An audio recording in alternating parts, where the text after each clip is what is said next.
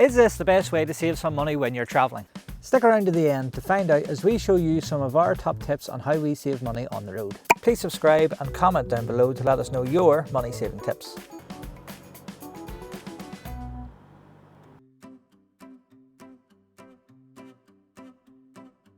When travelling around so much, the biggest expense is food. So, how do we cut costs while on the road? Well, if you've been following our shorts, you'll know that we make use of the Too Good To Go app. The app is great for finding cheap, tasty food on the go.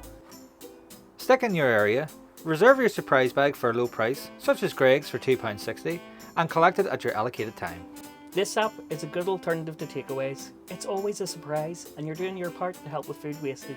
Something else we do is meal plan, and then do a shop based on that plan for our trip. We usually go for shops like Lidl, Iceland, or even Home Bargains because they offer the best value for money. And then Tony cooks it all and I tell him where he went wrong.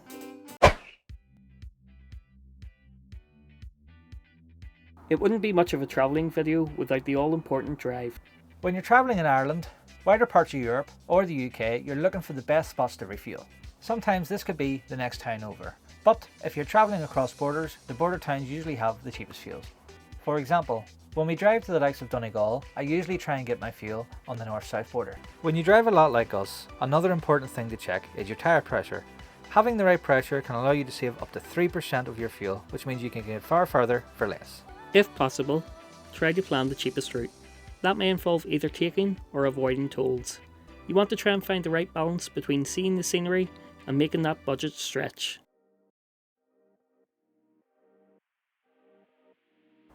When it comes to campsites, one way of saving yourself a bit of money is to stay off season. This is usually when the sites are a wee bit cheaper. You're looking to avoid dates such as school holidays. A great way to look for cheap sites is by using the Park for Night app. This is a great app for finding campsites as well as free and paid park ups. It has loads of spots to choose from with many user reviews and pictures, so you know what you're getting yourself into before you arrive. It also has locations for water and other service spots, and if you happen to find a place not on the app, you can add it for others to find as well. Another way of saving money is by staying on campsites with facilities. You want to try and find places where you can do laundry, have a shower, and some sites will have this included in the site fee.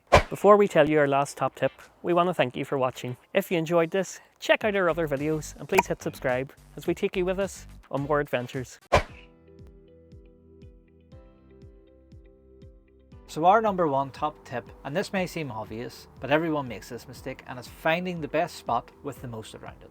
You want to try and find a spot that has the likes of hikes, natural beauty, beaches, or even local markets and events in the area.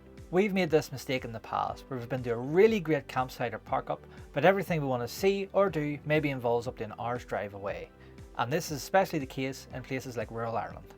This is why it's so important from a budget perspective to find out what you want to experience first. So do your research, find a place that lets you experience it all and not waste your time and money. We hope these top tips will help you in your future travels. While this is only a short guide based off our experience, remember the most important thing is that you enjoy it and you do what works for you. The app is great for finding cheap. It's not good for finding that. What's that app called again?